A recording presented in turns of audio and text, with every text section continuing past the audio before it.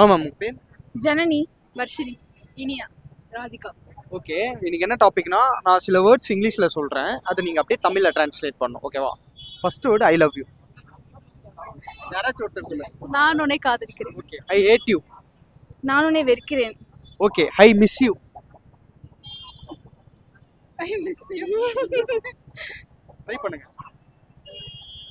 அதெல்லாம் ஈஸியா சொல்லிட்டீங்களே.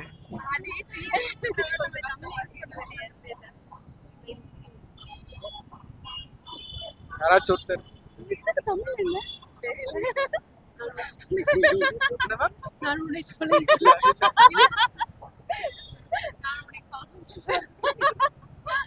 நான் தேடுகிறேனா? இல்ல. ஏங்குகிறேன்.